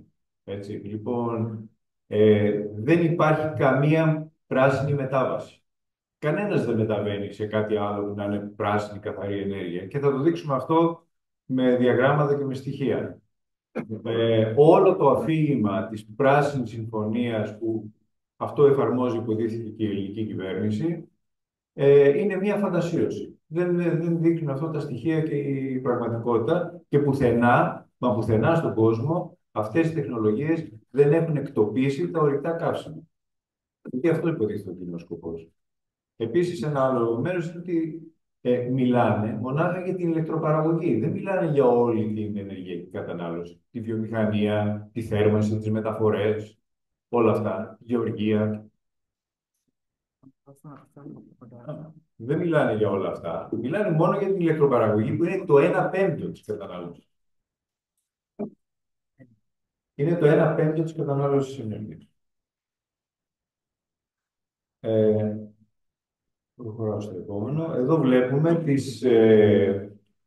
επάνω η σκούρα γραμμή είναι η συνεχής αύξηση των εκπομπών αερίων θερμοκηπίου και έχουμε βάλει κάποιες σημαντικές διεθνείς συμφωνίες και άλλες. Υπάρχουν αυτά COP meetings κτλ. Αλλά οι πιο σημαντικές συμφωνίες, το Ρίο, το Κιώτο και η Συμφωνία του Παρισιού, που υποτίθεται τους στόχους της Συμφωνίας του Παρισιού κυνηγάμε, δεν έχουν επηρεάσει καθόλου την άνοδο της εκπομπής αερίων θερμοκηπίου. Άρα αυτό εδώ το διάγραμμα δείχνει ότι έχουν γίνει προς το τίποτα, κανένα αποτέλεσμα δεν έχουν αυτές οι συμφωνίες. Αυτό που κάνουν είναι να αναβαθμίζουν τους στόχους χωρίς να έχουν πετύχει τους προηγούμενους. Δηλαδή έχουν αποτύχει να πηδήξουν τον πύχη στο 1 μέτρο και μετά τον βάζουν στα 2 μέτρα. Αφού δεν έχουν αποτύχει στο 1 μέτρο.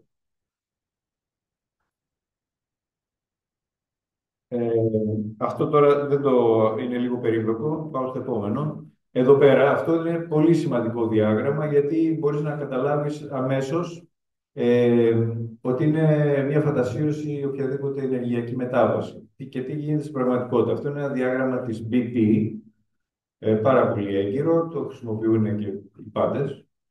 Δείχνει τις διάφορες πηγές ενέργειας, κάτω-κάτω, και στο χρόνο, έτσι ξεκινά από το 1800 μέχρι το 2022. Κάτω-κάτω είναι η βιομάζα, δηλαδή η καύση ξύλων. Αυτή είναι περίπου σταθερή, δεν έχουμε ακριβή στοιχεία, αλλά είναι περίπου σταθερή. Μετά, και βλέπετε στη διάρκεια της ανθρώπινης ιστορίας παραμένει περίπου σταθερή. Μετά αρχίζει σιγά σιγά να μπαίνει το κάρβουνο στην Αγγλία με τη βιομηχανική επανάσταση. Δεν επικράτησε παντού. Σταδιακά μεταδόθηκε και σε κάποιες άλλες χώρες. Αλλά το κάρβουνο μπαίνει στο παιχνίδι ουσιαστικά στην Αγγλία μετά το 1650, αλλά το 1800 βλέπουμε εδώ. Λοιπόν, βλέπετε το κάρβουνο να αυξάνεται και ιδιαίτερα μετά το 1950. Μετά βλέπουμε το πετρέλαιο, το οποίο μπαίνει στην ουσία αρχές του 20ου αιώνα, αλλά αυξάνεται και αυτό μετά το 1950 ιδιαίτερα. Μετά φυσικό αέριο, μετά τα υδροηλεκτρικά, τα πυρηνικά και πάνω βλέπουμε τις ανεμογεννήτριες και τα φωτοβολταϊκά. Βλέπουμε, το σημαντικό εδώ είναι ότι δεν γίνεται μια ενεργειακή μετάβαση, γίνεται πρόσθεση καινούριων ενεργειακών πηγών συνεχώς. Και έχουμε την εκτείναξη της κατανάλωσης ενέργειας παγκοσμίως, την έχουμε μετά τον Δεύτερο Παγκόσμιο Πόλεμο. Βλέπετε να αρχίζει να ανεβαίνει, παίρνει τον ανήφορο τόσο εκθετικά. Και βλέπουμε ότι μεγάλο μερίδιο είναι στο κάρβουνο, στο πετρέλαιο, στο φυσικό αέριο. Έχει τα υδροηλεκτρικά, ένα σημαντικό και τα πυρηνικά, αλλά αρκετά πιο κάτω. Και πάνω ένα κερασάκι στην τούρτα είναι οι ανεμογεννήτριες και τα φωτοβολταϊκά, τα οποία και τα δύο μαζί παγκοσμίως είναι 3% περίπου, για να φανταστείτε, στη συνολική κατανάλωση ενέργειας. Δεν μας ενδιαφέρει μόνο η ηλεκτροπαραγωγή, αυτή είναι η απάτη που κάνουμε. Μας ενδιαφέρει η συνολική κατανάλωση ενέργειας, γιατί ακόμα και αν μηδενίσεις τις εκπομπές στην ηλεκτροπαραγωγή, αλλά τις διατηρήσεις στο 80% της υπόλοιπης ενέργειας, δεν έχεις κάνει τίποτα. Οπότε αυτά ως προς αυτό το διάγραμμα. Πάμε εδώ τώρα. Αυτό το διάγραμμα είναι χαρακτηριστικό. Βλέπουμε πάλι πώς ανεβαίνουν οι εκπομπές αερίων θερμοκηπίου. Τώρα είμαστε περίπου αυτά τα billion που λέει, 30, και τώρα είμαστε στα 40. Είμαστε περίπου 40 δισεκατομμύρια τόνους, το ισοδύναμο των 40 δισεκατομμύριων τόνων διοξιδίου του άνθρακος ετησίως. Βλέπουμε ότι υπάρχει μια συνεχής αύξηση και λένε ότι ξαφνικά από τώρα έως το 2050 θα αρχίσουν να πέφτουν όλα αυτά και θα φτάσουμε σε ένα net zero, δηλαδή σε ένα ισοζύγιο μηδενικό. Δηλαδή θα εξακολουθούμε κάποιες εκπομπές να έχουμε, αλλά θα απορροφούμε κιόλας από την ατμόσφαιρα με διάφορες τεχνολογίες που δεν υπάρχουν, είτε δεν έχουν εφευρεθεί, είτε δεν μπορούν να αναπτυχθούν σε μεγάλη κλίμακα αυτή τη στιγμή. Και φαντασιώνονται ότι θα μηδενιστεί το ισοζύγιο το 2050. Κανένα στοιχείο δεν το δείχνει αυτό. Το πετρέλαιο έχει σημασία να καταλάβουμε ότι δεν είναι κάτι εύκολο να απαλλαγείς. Είναι σαν να προσπαθείς να κατέβεις από ένα αυτοκίνητο το οποίο τρέχει με 100 χιλιόμετρα. Δεν μπορείς να πεις, δεν μ' αρέσει, βρωμάει εδώ μέσα, κατεβαίνω. Σκοτωθείς.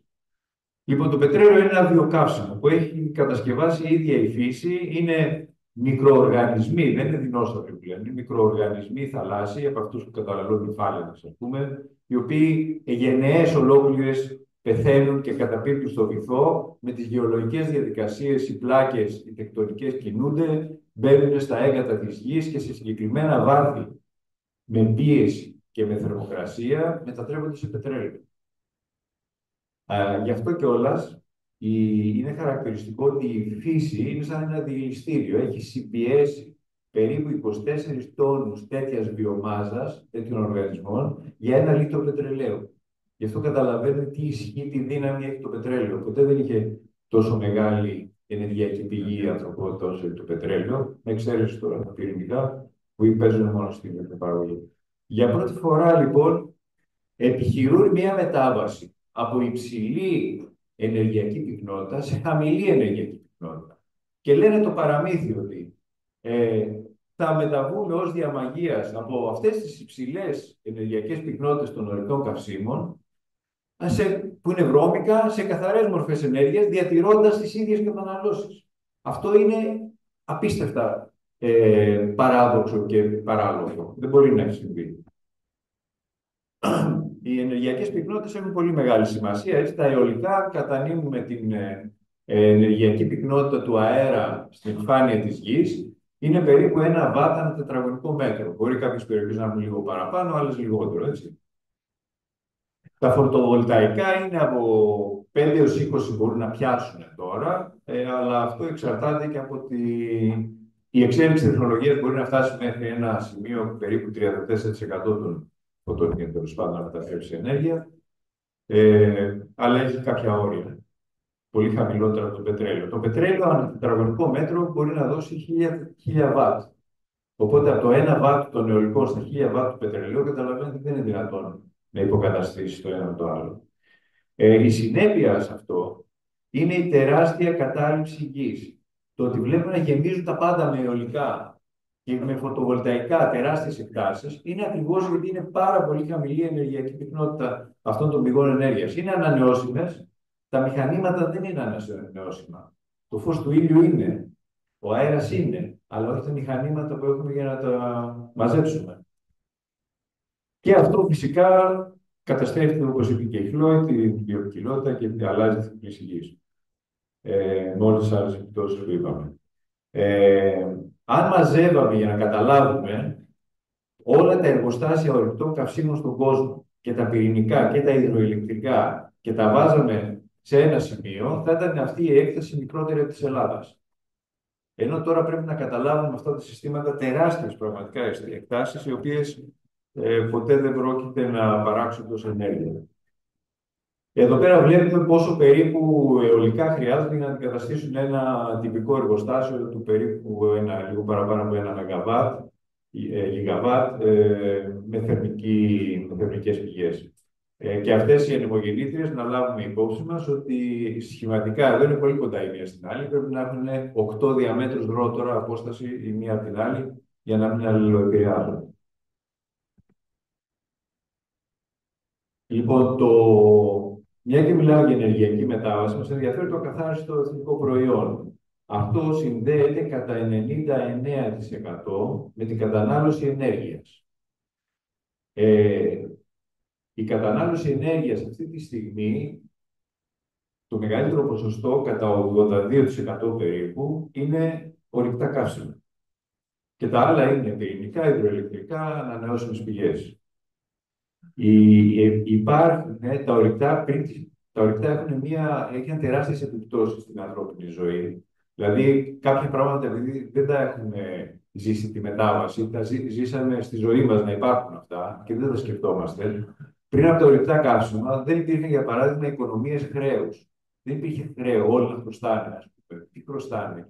Μπορούμε να το εξηγήσουμε μετά αυτό, ίσως με κάποια ερώτηση. Επίσης, δεν υπήρχαν συντάξεις. Οι άνθρωποι δουλεύαν μέχρι να πεθάνουν. Δεν υπήρχε ενεργειακό πλεόνασμα. Έπρεπε να δουλεύουν συνέχεια. Και μάλιστα όχι σε επαγγέλματα φρουφρού και άρωμα. Δεν είναι επαγγέλματα που να αφορούν άμεσα την παραγωγή τροφής, την επιβίωση. Ήταν τα περισσότερα επαγγέλματα. Αυτά τα ορυκτά καύσιμα έδωσαν το ενεργειακό πλεόνασμα για να μπορέσουμε να βάλουμε κάτι στην άκρη για τα γεράματά μας και όλα αυτά. Επίσης, καταργήθηκε η δουλεία. Η δουλεία δεν καταργήθηκε επειδή γίναμε καλύτεροι άνθρωποι, δεν ξέρω εγώ τι. Η πρώτη χώρα στην οποία καταργήθηκε η δουλεία ήταν η Βρετανία, η οποία ήταν η γνωστή απικιοκρατική, όπως το λένε, αυτοκρατορία. Γιατί δεν τους είχε ανάγκη πλέον. Εισέγαγαν το κάρβουνο και είχαν ενεργειακό πλεόνασμα. Τώρα, η υψηλή τεχνολογία επίσης έχει τεράστιες απαιτήσεις κατανάλωσης ενέργειας. Να φανταστούμε το Ιντερνετ σήμερα καταναλώνει περίπου 2 φορές την ηλεκτρική ενέργεια της Ιαπωνίας παγκοσμίως, και αν το AI σημαίνει ότι μπορεί να χρειαστεί και δεκαπλάσια ενέργεια από το Ιντερνετ. Δηλαδή 20 Ιαπωνίες που θα βρουν αυτή την ενέργεια, σίγουρα όχι στα αιωλικά. Δεν υπάρχει περίπτωση. Ήδη έχουν αρχίσει οι Bill Gates να αγοράζει πυρηνικά εργοστάσια και να πω. Λοιπόν, παρ' όλα αυτά, το δόγμα της πράσινης ανάπτυξης υποστηρίζει ότι θα απεξαρτηθούμε πλήρως από τα ορυκτά καύσιμα με 100% ΑΠΕ. Αυτό δεν υπάρχει πουθενά και θα πούμε μετά και για το τι έγινε στην Ισπανία. Επίσης, μια άλλη επίπτωση που δεν έχουμε συνειδητοποιήσει είναι ότι αυτές οι βιομηχανικές ανανεώσιμες πηγές ενέργειας συντελούν στην πλήρη ιδιωτικοποίηση της παραγωγής ηλεκτρικής ενέργειας. Πλέον είναι όλο εταιρείες ιδιωτικές, με χοντρές επιδοτήσεις από το κράτος, δηλαδή φορολογείται ο πολίτης, για να το πούμε απλά, φορολογείται ο πολίτης για να επιδοτηθούν. Έτσι. Και έπειτα και μία άλλη επίπτωση, ενώ ένα εργοστάσιο θερμικό είχε ένα προσωπικό ρε παιδί που λειτουργούσε το εργοστάσιο, και αυτό το εργοστάσιο μπορούσε να έχει ένα συνδικάτο, να συνδικαλιστεί, να κατέβει σε απεργία, να διεκδικήσει. Τώρα είναι τόσο ελάχιστο το προσωπικό και τόσο διασπαρμένο σε αποστάσεις, που είναι αδύνατο να υπάρξει συνδικαλισμός στον τομέα της παραγωγής ηλεκτρικής ενέργειας με τις ανανεώσιμες πηγές ενέργειας. Δεν υπάρχει περίπτωση. Αυτοί είναι παραδοσιακοί τρόποι που χρησιμοποιούσαν οι άνθρωποι για να εκμεταλλευτούν τον άνεμο και τον ήλιο. Και αυτοί είναι οι σύγχρονοι, οι οποίοι πάνε να τροφοδοτήσουν το ηλεκτρικό σύστημα. Ενώ πριν ο ναυτικός, αν δεν είχε αέρα, περίμενε. Ο Μιλωνάς, αν δεν είχε αέρα, πάλι δεν έκανε αλεύρι, περίμενε να έρθει ο αέρας να γυρίσει το μήλο και να κάνει αλεύρι. Τώρα, το ηλεκτρικό δίκτυο δεν έχει την πολυτέλεια να περιμένει. Πρέπει ανά πάσα στιγμή να είναι εξισωμένη η κατανάλωση, η ζήτηση ενέργειας με την προσφορά ενέργειας. Αν υπάρχει ακόμα και περισσότερη προσφορά ενέργειας, μπορεί να πέσει το σύστημα ή λιγότερη. Πρέπει να είναι εξισωμένα πάντα. Άρα αυτές οι πηγές ενέργειας, οι οποίες είναι τελείως απρόβλεπτες, είναι και ταυτόχρονα δημιουργούν ένα πλέγμα εξισορρόπησης, το οποίο είναι πανάκριβο, γιατί πρέπει να κάνεις τεράστια δίκτυα, διπλάσια, τα οποία τα πληρώνεις. Διασυνδέσεις, εκεί που υπάρχει αέρας, να το στέλνεις εκεί που δεν υπάρχει αέρας. Αυτή κοστίζει η διασύνδεση. Τα δίκτυα είναι τεράστια κατανάλωση χρημάτων, ας πούμε, για να τα κάνεις. Και χρειάζονται σταθμούς εξισορρόπησης. Δηλαδή δεν έχεις απαλλαγή από το ορυκτά καύσιμα. Τα μισά χρήματα του ΕΛΑΠΕ, να καταλάβουμε, πηγαίνουν στο φυσικό αέριο. Έτσι, σταθμούς εξισορρόπησης φυσικού αερίου. Ο ΕΛΑΠΕ είναι ο ειδικός λογαριασμός για τις ΑΠΕ. Λοιπόν, τώρα είπα αρκετά για τα ηχλόγια, αυτά τα χαρακτηριστικά των ΑΠΕ.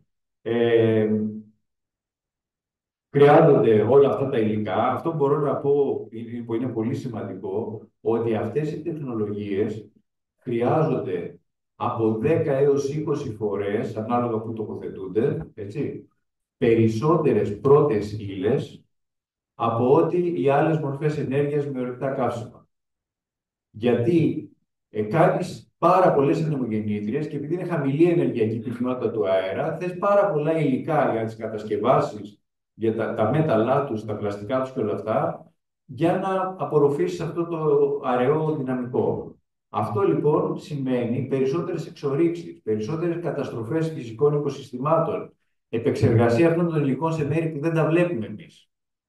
Εξορίζονται στην Αφρική, μεταφέρονται στην Κίνα, τα παράγουν εκεί, όλα τα υλικά τους, ας πούμε, τα στέλνουν μετά εδώ. Είναι δηλαδή πράγματα που δεν τα βλέπουμε, αλλά αυτά είναι η πραγματικότητα.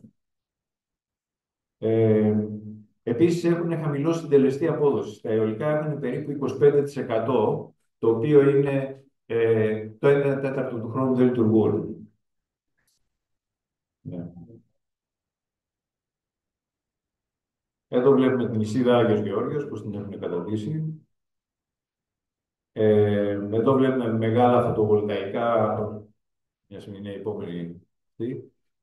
Λοιπόν, τα φωτοβολταϊκά παράγουν ανάλογα με την ηλιοφάνεια. Στη Βόρεια Ευρώπη που βλέπετε να εγκαθιστούν φωτοβολταϊκά είναι σχιζοφρένεια, γιατί έχουν πάρα πολύ χαμηλή ηλιοφάνεια και είναι από 6 έως 10-11% ο συντελεστής παραγωγής ενέργειας. Δηλαδή, σε απλά λόγια, το 6 έως 11% του χρόνου λειτουργούν και τον υπόλοιπο χρόνο δεν λειτουργούν.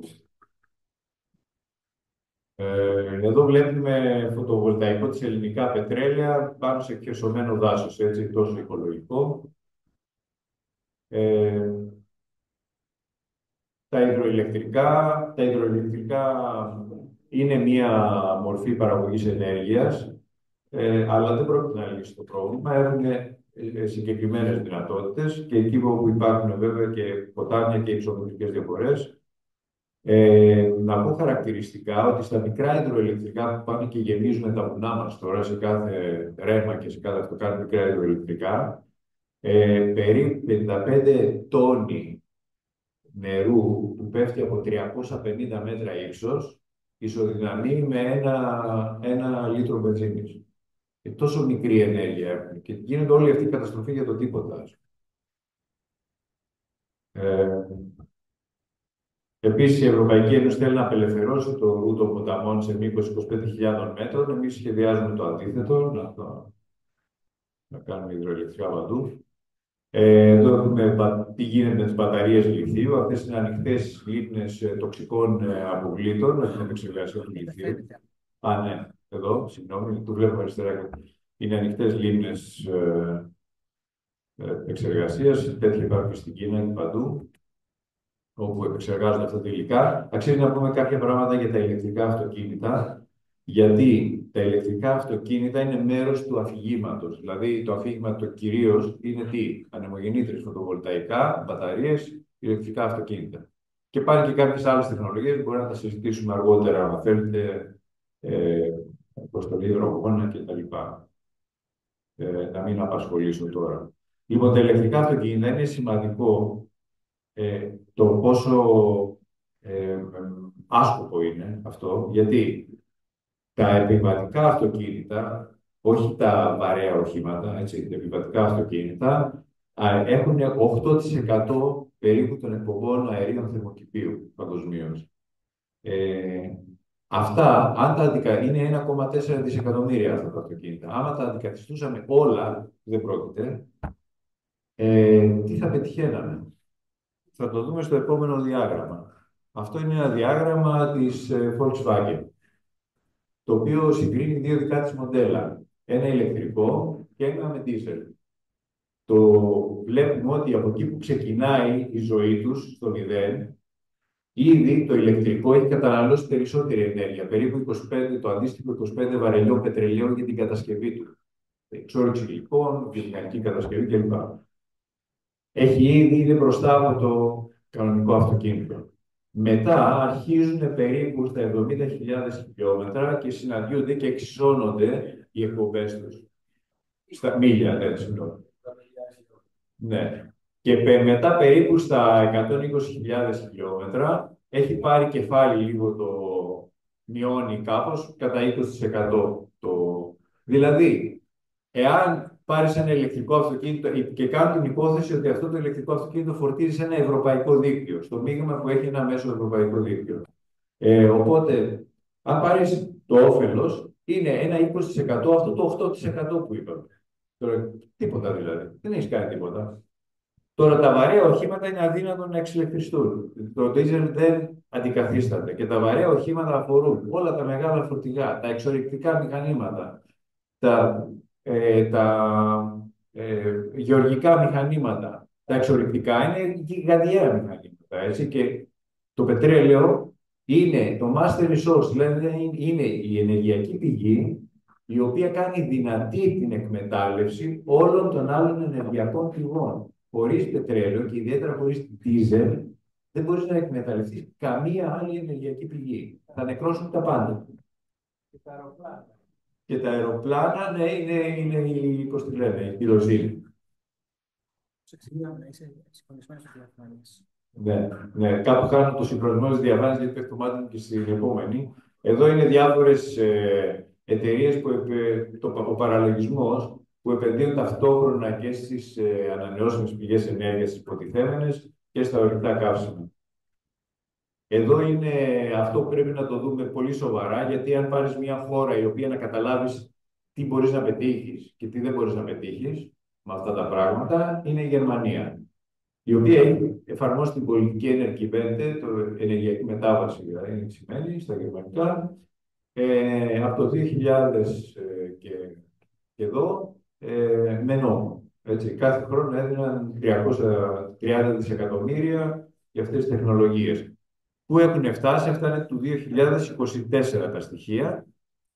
Βλέπουμε πού είναι το πετρέλαιο ακόμα, πού είναι το φυσικό αέριο, πού είναι το κάρβουνο, ο λιγνίτης και το κίτρινο είναι όλες οι ανανεώσιμες μαζί. Οι ανανεώσιμες λέγοντας, οι μισές περίπου από αυτές είναι βιομάζα. Αυτό το πράσινο δεξιά που βλέπετε στο ορθογώνιο. Η βιομάζα είναι καύση ξύλων ή γεωργικών αποβλήτων, το οποίο παράγει πάλι αέρια. Έτσι, δεν είναι δηλαδή ανανεώσιμο είναι, γιατί αναπαράγονται αυτά, αλλά δεν είναι κλιματικά ουδέτερο.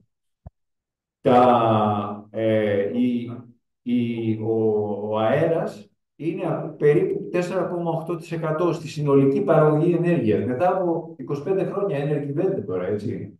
Και τα ηλιακά είναι ακόμα πιο τρελό στη Γερμανία. Πρέπει να είσαι παρανοϊκός για να βάζεις ηλιακά. Έτσι είναι 10%, ξέρω εγώ, στην τελεστή απόδοση. Είναι 2,9% στη συνολική παραγωγή ενέργειας. Εδώ πέρα βλέπουμε πόσο είναι η εγκατεστημένη ισχύς στις διάφορες πηγές ενέργειας στη Γερμανία, οι οποίες είναι σε αντίθεση με την παραγωγή ενέργειας στην πραγματικότητα. Οπότε πάμε δηλαδή αυτή η εγκατεστημένη ισχύς δεν αντιστοιχεί σε παραγωγή ενέργειας. Μπορεί να είναι εγκατεστημένη ισχύς ονομαστικά, αλλά δεν είναι αντίστοιχα. Εδώ βλέπουμε την εξέλιξη των τιμών στη Γερμανία. Βλέπουμε ότι υπάρχει μια συνεχής αυξητική τάση από το 2000 που εφαρμόσαν το Energiewende. Αυτό το βλέπουμε και στην Ελλάδα πλέον. Το βλέπουμε σε όλες τις χώρες όπου διεισδύουν αυτές τις τεχνολογίες. Ναι, τελειώνει. Λοιπόν, και τελειώνει αυτό το τελευταίο. Τελειώνει, είναι και το θέμα της Ισπανίας. Εδώ δείχνει, παίρνουμε σαν παράδειγμα δεν παίρνουμε όλα τα άλλα μέταλλα τεχνολογίας, παίρνουμε τον χαλκό, γιατί είναι το πιο σημαντικό και πιο αναντικατάστατο μέταλλο σε όλες τις ηλεκτρικές εφαρμογές. Τα σχέδιά τους απαιτούν περίπου 4,5 δισεκατομμύρια τόνους χαλκού, ενώ η ετήσια παραγωγή χαλκού ήταν 24 εκατομμύρια τόνοι το 2019, άρα με αυτούς τους ρυθμούς θέλουμε περίπου 190 χρόνια για να εκπληρωθούν τα σχέδιά τους. Καταλαβαίνουμε ότι δεν θα περπατήσει αυτό, δεν θα πάει καλά. Ήδη αυξάνεται η τιμή του χαλκού. Τα μεταλλεύματα χαλκού πριν από 100 χρόνια είχαν 15% περιεκτικότητα, δεκαετία 90 είχαν 2-3%, τώρα έχουν 0,5%. Άρα, περισσότερη ενέργεια για να το καθαρίσεις, να το φέρεις σε μορφή μετάλλου και τα λοιπά, και αυξάνει και το ανθρακικό αποτύπωμα όλων των τεχνολογιών που το χρησιμοποιούν. Τώρα να πω δύο λόγια πάρα πολύ απλά για το τι έγινε στην Ισπανία. Παραλείπω όλα αυτά, να το πούμε απλά. Δεν είχε το σύστημα αδράνεια. Δηλαδή, όλοι ξέρετε, περίπου οι παλιές μηχανές, ας πούμε, είχαν ένα μεγάλο βολάν, βαρύ, το οποίο έβαζε στη μανιβέλα, γύριζες και όπως έδινε μια φόρα στο βολάν, ας πούμε, μετά έκλεινε στα μπέκ να κάνουν συμπίεση και με το βολάν, με το βάρος του και την αδράνεια που είχε, έπαιρνε μπρος μηχανή. Αν έχεις ένα ελαφρύ βολάν, το βολάν, οι άνθρωποι που ξέρουν από γεωργικά μηχανήματα και τα λοιπά, ξέρουν τι είναι το βολάν. Είναι ένα μια ρόδα μεταλλική βαριά. Ναι, η οποία, ναι. Ναι, αυτό είχε αδράνεια το βολάνι, ρε παιδί μου. Λοιπόν, με το που σταμάταγε τη μανιβέλα, με τη φόρα που είχε, έκανε συμπίεση, ας πούμε, και έπαιρνε μπρος η μηχανή. Τώρα με ένα ελαφρύ βολάνι, απλώς θα φρενάρει, δεν θα πάρει μπρος η μηχανή. Λοιπόν, στο ηλεκτρικό δίκτυο, οι άλλες μορφές ενέργειας, τα ορυκτά καύσιμα, τα πυρηνικά και τα υδροηλεκτρικά, έχουν μεγάλη αδράνεια, έχουν μεγάλους στροβίλους που γυρίζουν και παράγουν ηλεκτρική ενέργεια και που αν εμφανιστεί ένα σκαμπανέβασμα δίνει κάποιο χρόνο αντίδρασης αυτό το πράγμα. Όσο μεγαλύτερη διείσδυση έχει σε αιωλικών και φωτοβολταϊκών, αυτά δεν έχουν καθόλου τέτοια αδράνεια. Έτσι, είναι παθητικά συστήματα που μετατρέπουν εκεί επί τόπου τα φωτόνια, ξέρω εγώ, ή τον αέρα σε ηλεκτρόνια και δεν έχουν αυτή την αδράνεια. Και αν γίνει ένα σκαμπανέβασμα και έχεις πάρα πολλά τέτοια μέσα στο δίκτυο, δεν μπορείς να το εξισορροπήσεις και πέφτει το δίκτυο. Αυτό έγινε στην Ισπανία. Υπήρχε δηλαδή πολύ μεγάλη αντιστοιχεία ζήτησης και. Με το που παρουσιάστηκε αναντιστοιχεία ζήτησης με προσφορά ενέργειας, είτε προς τα πάνω δεν έχει σημασία, είτε προς τα κάτω, πρέπει να εξισώνονται αυτά απολύτως. Δεν είχαν οι μηχανισμοί εξισορρόπησης τη δυνατότητα να το εξισορροπήσουν. Και έγινε γενικό blackout. Αυτό είναι. Όσο λοιπόν, γι' αυτό δεν υπάρχει περίπτωση χωρίς αποθήκευση να γίνει συνολική αποθήκευση, να αποθηκεύεται 100% η ηλεκτρική ενέργεια από αυτά. Δεν υπάρχει περίπτωση να υπάρχει 100% ηλεκτρικό δίκτυο με αυτά τα συστήματα. Και αυτή τη στιγμή η αποθήκευση είναι μόνο σε αντλησιοταμείευση το 1,4% της παγκόσμιας παραγωγής ηλεκτρικής ενέργειας και σε μπαταρίες είναι το 0,01%. Δηλαδή το 1% του 1% στις μπαταρίες. Το οποίο είναι φυσικά αδύνατο να το κλιμακώσουν, αλλά μου υπόψη το κόστος, ένα νούμερο δίνω και κλείνω, πόσο κοστίζει να αποθηκεύσεις ένα βαρέλι πετρέλαιο σε βαρέλι. Κοστίζει $0,5 το μήνα. Την αντίστοιχη ενέργεια να αποθηκεύσεις ενός βαρελιού πετρελαίου, να την αποθηκεύσεις σε μπαταρίες, κοστίζει $100 το μήνα. Δηλαδή 200 φορές παραπάνω. Για να καταλάβουμε τι θα σημαίνει οικονομικά η αποθήκευση ενέργειας σε μπαταρίες.